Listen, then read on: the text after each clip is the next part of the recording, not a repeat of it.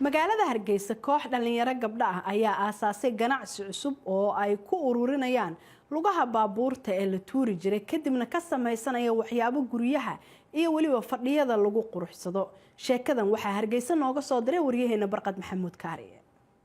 agab tiro badan oo ay ka mid yihiin taayirada gaadiidku waxay ugu horeeyaan kuwa la daadiyo marka la isticmaalo. hase ahaatee koox habla ah oo dhalinyaro ah ayaa Hargeysa ka bilaabay fikir hal abuur oo ay agabkaasi ugu bedelayaan hab anfac leh. fadhiyada guryaha la dhigto iyo qalabka kale ee guryaha lagu qurxisto ayaa ka mid ah waxyaabaha ay ka sameeyaan taayirada gaadiidka, kuwaas oo anfac iyo quruxba leh sida idinka muuqata muuqaaladan. shaadiye xaashi cabdi waxay ka mid tahay 13 hablood ee fikirkani hal abuurka sameeyay, waxaanay VOA uga warantay sida fikirkani ku dhashay. fikirkan wuxuu ku dhashay arday wax dhigata ayaan ahayn, markaas maalin ayaa waxa dhacday inay hal ardayad ku yimid xogaa habsan kabacdi la weydiiyay haddii shirkado kale aan aasaasno sideed wax u xalin lahayd amba sideed u maareyn lahayd. kabacdi sidii bay ku timiday markii dambe xal waxa la isla gaaray in ardaydii oo dhan la wada weydiiyo haddii lagu yiraahdo shirkad baad leedahay xalli xaalad degdeg ah ku timiday maxaad ku xalin lahayd. kabacdi inan kasta waxay ka dhex sheegtay meeshii. ugu dambeyn markaan afkaartii isku wada darsanay baa waxa nagu soo dhacday fikrad ah inaan waxa ugu horeeya aan ka bilowno wax dhaqaalihiisu dhaqaale far badan naga baxaynin. kabacdi waxaan bilownay inaan xashiishka wadanka aan ka sii bilowno oo alaabtan aad arkaysan hortiina aan ka sameeyno. inta badan fikir kasta waxa uu u baahan yahay dhaqaale adag oo lagu bilaabo, kaas oo suurta geliya in la hirgeliyo fikradaha noocan ah ee hal abuurka iyo ganacsiga isugu jira.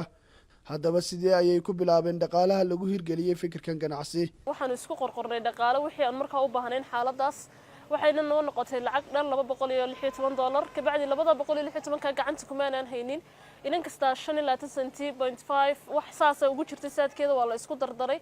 lacagtii markii la helay ayaa la yiri ficilkii ha la sameeyo. maalinba waxa noo kordhayay fikir cusub, saas ayayna ku bilaabantay inaanu hawshii ku guda galno. inkastoo hawsha shaqo ay qabtaan shahaadiye iyo asxaabteedu ay tahay mid u baahan warshado iyo agab kale oo fududeeya, haddana gacantooda ayay ku qabtaan inay sameeyaan.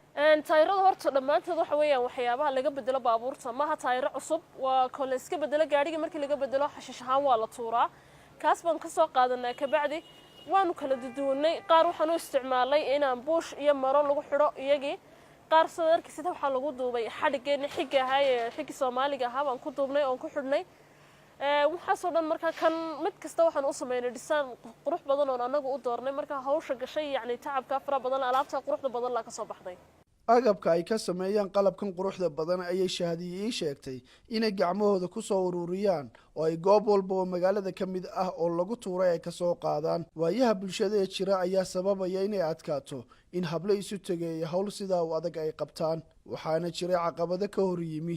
kulli horta hawshaas tacab fara badan baa galay, hawl badan baa gashay, caqabado badan baa naga hor yimid intaan sameeynay. waqtigeega intii ugu badnayd baan u soo jarnay, laakiin maanaan ka caajisin dadkoo kula yaabaya oo maxaa la yiraahdaa wax walba aad waayaysid. kamaanaan caajisin hawsho adag baan u badheernay inaan qabanno, waayo waxaan hiigsanaynay meel cad oo aan doonaynay inaanu gaadhno. ilaa markii aanu gaadhnay ilaa markaan ku guda jirnayna maanaan dareensanayn hawsho intaa laga aadka u culus. dhammaan alaabta la geliyo marka la sameynayo agabkani waa kuwa dalka laga helo. haddaba sidee ayay dadku alaabtani u arkeen? alaabta horta markii hore dadku arkeen aad bay uga heleen maasha Allah, wayna soo jiidatay indhahooda wax fara badan. dad fara badan way jecelaystaan inay naga soo dalbadaan. qiimaha horta mid kasta intii ku baxday uma anagu dul istaajinay, waayo dadkan doonayna inaan soo dhaweyno. laakiin halkaana mushkilad yar oo kala ka dhex timid iyadana dadkii markii la yiri waa xashiishba waxay u arkeen malaha inay waxyar meesha laga soo ururiyo kaliyaata u yahay, laakiin waxay iloobeen tacabkii fara badnaayeen. laakiin qiimaha waxaan ugu talagalay inuu ahaado wax aad boqolkiiba in fara badan yani boqolkiiba 50 aad uga hooseeya fadhiyada kale wadanka la keeno. Barqad Maxamuud Kaariye, qubanaha VOA, Hargeysa.